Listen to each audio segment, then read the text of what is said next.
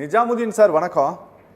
Nizamuddin sir, தேர்தல் நெருங்கக்கூடிய காலத்தில் அன்வர் ராஜா, கார்த்திக் தொண்டைமான், மைத்ரேயன் போன்றவர்கள் வெளியேறி திமுகவில் இணைந்திருக்கிறார்கள். இதுக்கு ஒரு காரணம் சொல்றாரு. இவங்க போனதுனால இன்னொரு பெரிய அன்வர் ராஜாவை பற்றி ஒன்றும் சார் பெருசாக பேசாமல் அப்படியே கடந்து போயிட்டாரு. 2 பேரை மட்டும் பேசிட்டாரு.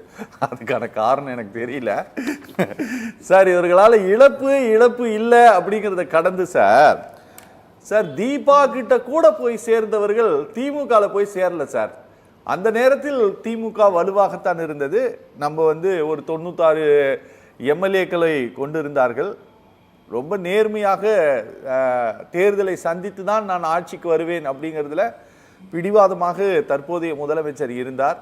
அதனால ஒன்றும் அங்கே பிரச்சனை இல்லாமல் இருந்தது. அப்போ கூட யாரும் இங்கே வரல சார்.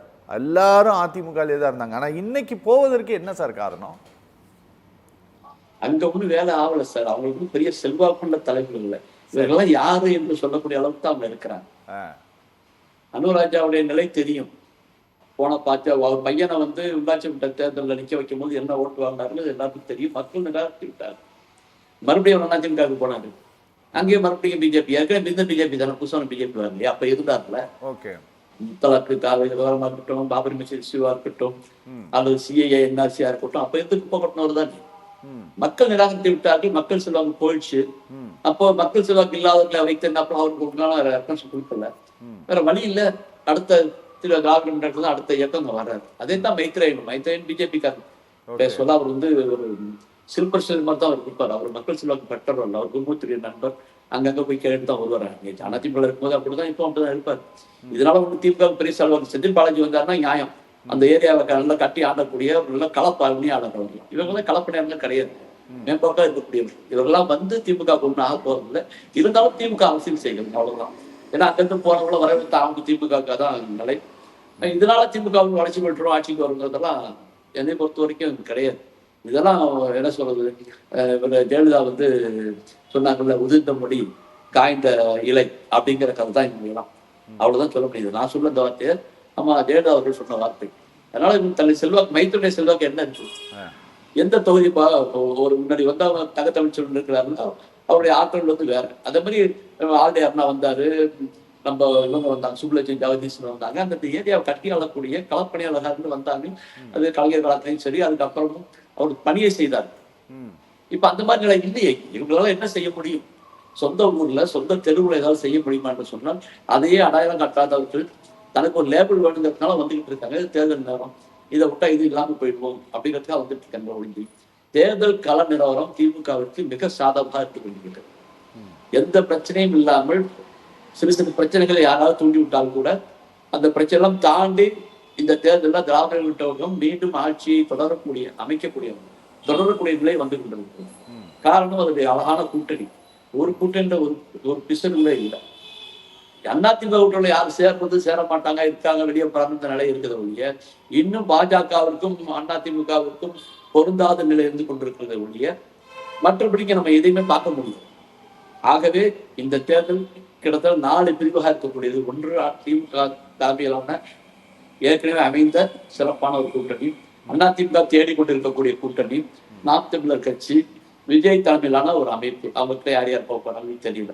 சோ 4 நிலையில இருக்கக்கூடிய நிலையில் நிச்சயமாக இந்த சூழல் திமுகவிற்கு கடந்த முறை பெற்ற வாக்குகளை விட கூடுதலாக பெற்று வாக்கப்படக்கூடிய சூழ்நிலை சுச்சுவேஷன் உருவாகி இருக்கிறது.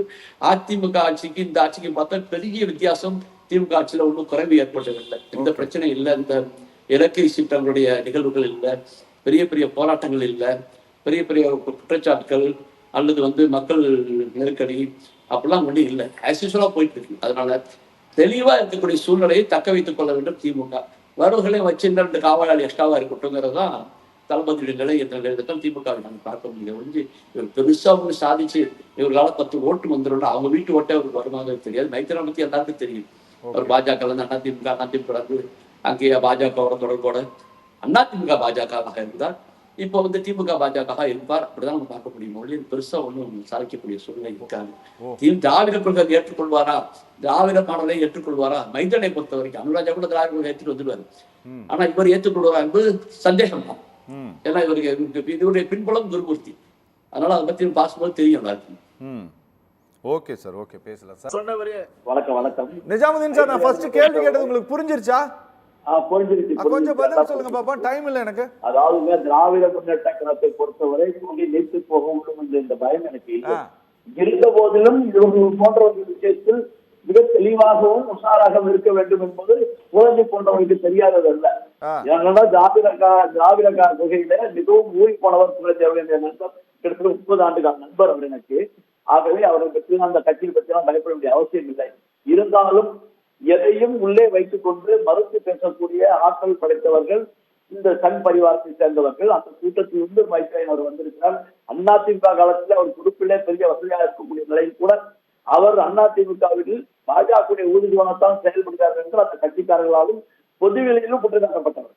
அதை அவர் மறுத்து பேசியதும் இல்லை. பாஜகவோடு கூட்டணி பேசுறது அவரை மைதானத்தை ஆக்குவாங்க. ஒரு கட்சியில வெளியே வர்றாரு, பாஜக அதிமுகவுக்கு வருவாரா, அந்த பாஜகவுக்கு எதிர்பார்த்தா இருக்கணும், ஆதரவா இருக்கும். இப்ப திமுக வெளியே போட்டா திரும்ப திமுக தொடர்பு கொண்டு இருக்க முடியும். ஆனால் மைத்ரேயன் அப்படி அல்ல. அதிமுக பாஜக அதிமுக வந்த பிறகு பாஜக சம்பந்தப்பட்ட பிரச்சனைகள் தான் மைத்ரேயன் தான் பயன்பட்டார், போயிட்டு வந்தார். அப்ப ஒரு கட்சியில இருந்து உண்மையிலேயே வெளியே வந்தால் போக முடியுமா? அப்படிதான் மைத்ரேயன். அதே நிலைதான் இன்றைக்கு இருக்கிறது. அனுராஜா வரும்போது பேச்சு இல்லை. அனுராஜா அந்த மாதிரி ஒரு திட்டமிட்டு செய்யக்கூடிய நபர் அல்ல. வழி இல்லாம இங்க வந்துருக்காரு. அவருடைய காலம் முடிஞ்சு போய்விட்டது. அதை பத்தி பேச வேண்டிய அவசியம் இல்லை. ஆனா அதே நேரத்தில் மைத்ரேயன் போன்றவர்கள் பின்புலத்தில் யார் யார் இருக்கிறார்கள், எப்படி இப்படிலாம் இருக்கிறது, இவர்கள் தலைநகரையே மாற்றக்கூடிய அந்த துப்பன் தர்பாரை போன்ற ஒரு விவாதத்தை செய்யக்கூடியவராக இருக்கக்கூடிய காரணத்தினால திமுக மிகவும் எச்சரிக்கையோடு இருப்பது நல்லது. வந்தாரை வாழ வைக்கக்கூடிய, வந்தாரை வரவேற்கக்கூடிய தலைமை இருந்தாலும் இவர்கள் போன்ற விஷயத்தில் மிகவும் உஷாராக இருந்து காயை நகர்த்த வேண்டும்.